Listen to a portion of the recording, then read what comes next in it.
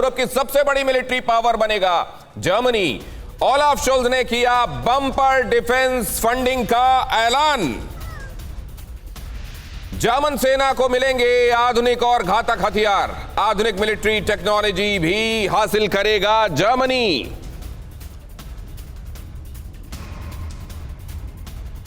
अब देखिए हर जगह हथियारों की बात, हर जगह हथियारों की होड़ और खुद को पहले से ज्यादा हथियारों के हिसाब से उन्नत बनाने की ये जो कंपटीशन चल रहा है, ये इसीलिए चल रहा है क्योंकि वर्ल्ड इनसिक्योर किया जा रहा है। दुनिया के अलग अलग हिस्सों में इनसिक्योरिटी का भाव फैलाया जा रहा है। अगर बारिश ही नहीं होगी तो छाते खरीदेगा कौन? तो पहले इनसिक्योरिटी की वो बारिश की जा रही है और फिर अपने ये आर्म्स जो बनाकर रखे गए हैं इनको बेचा जा रहा है। और सबसे बड़ी मंडी सजी हुई है अमेरिका में, लेकिन दुनिया में इस बात को कितना नोटिस किया जा रहा है? दुनिया क्या कुछ ये सैलून शॉप चलाकर ही साल में करोड़ों कमाते हैं। आपको कमाना है, इनसे सीखना है तो फ्रीडम ऐप को अभी डाउनलोड करो।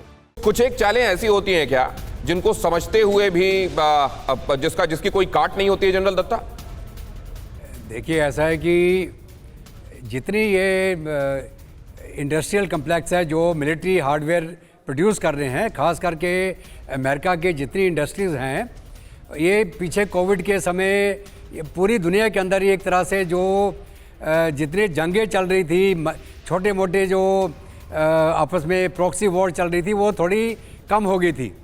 उसके बाद अभी जो मंदी आई पूरी मार्केट के अंदर, और सबसे बड़ी जो इंडस्ट्री चलती है वेस्ट के अंदर वो है आर्म्स इंडस्ट्री, चाहे वो अमेरिका की हो, रशिया की हो या चाइना की हो। और आपको ये भी मालूम होगा कि शायद यूक्रेन भी एक बहुत बड़ी एक इंडस्ट्री थी जो मिलिट्री इक्विपमेंट जो बनाते थे। तो अभी क्या है कि ये जितनी ये जंग है, जितना ये अपग्रेड कर रहे हैं, पोलैंड एक बहुत बड़े तरीके से अपना आपको अपग्रेड कर रहा है, जर्मनी कर रहा है, और जितने मुल्क हैं नेटो के जो मेंबर्स हैं वो कर रहे हैं। तो हर एक जगह पे आप ये देखेंगे, चाहे ताइवान का अगर देखें आप, चाइना और ताइवान के सिनेरियो के अंदर वहाँ अमेरिका भी ये हथियार मुहैया कराएगा इनको, ताइवान को। राइट। तो ये जो इंडस्ट्री है इनका एक बहुत बड़ा बूम होने वाला भी है। इसमें इंडस्ट्री में बूम तो दिखाई दे रहा है, ऑलरेडी इनके जो स्टॉक्स हैं वो ऊपर दिखाई दे रहे हैं। ये अहम खबर देखिए, रूस के एयर डिफेंस ने यूक्रेन के 8 ड्रोन मार गिराए। रूस के एयर डिफेंस ने यूक्रेन के 8 ड्रोन मार गिराए। ज्यादातर ड्रोन जो यहां काम कर रहे हैं वो हैं बैरेक्टायर या फिर स्विच ब्लेड ड्रोन्स। रूस ने यूक्रेन के हाइमार्स की बमबारी को भी इंटरसेप्ट किया। हाइमार्स की बमबारी को इंटरसेप्ट करना आसान नहीं है क्योंकि ये शूट करने के बाद स्कूट कर जाते हैं वहां से। रूस की डिफेंस मिनिस्ट्री ने डेटा जारी कर किया बड़ा दावा कि न सिर्फ हमने उनके ड्रोन्स को बनाया टारगेट, बल्कि उनके हाइमार्स को भी टारगेट किया है। ये तीनों अहम खबरें और इससे जुड़े हुई ये तस्वीरें आपके सामने। यहां आप देख रहे हैं रूसी अटैक हेलीकॉप्टर के 52 ने कैसे बरसाए बम, और जर्मन की सेना को मिलेंगे आधुनिक और घातक हथियार। और इस तरीके से जर्मनी की सेना को और आधुनिक बनाने की दिशा में वो कदम उठा रहा है। आधुनिक मिलिट्री टेक्नोलॉजी हासिल कर रहा है जर्मनी।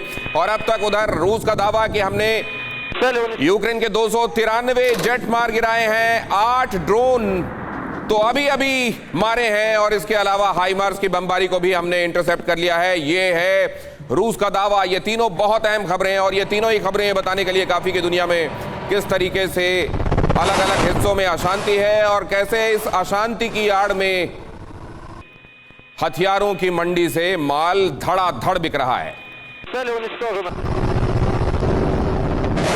और अभी आप देख रहे थे कपिल सर ने यह बात कही कि इसमें सबसे बड़ा खिलाड़ी है अमेरिका, लेकिन चीन भी कम नहीं है। अब जरा समझें ये कि कौन कितना जिम्मेदार है, और इसके अलावा भी कोई है? बाकी सब कंट्रीज भी क्लू ले रही हैं क्या?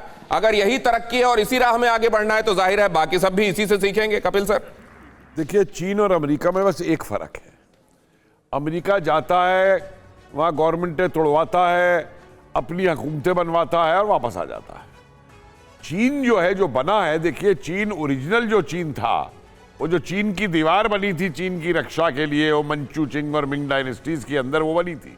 उसके बाद चीन जितना बाहर निकला है, इसने दूसरे देशों की लैंड्स को हड़पा है।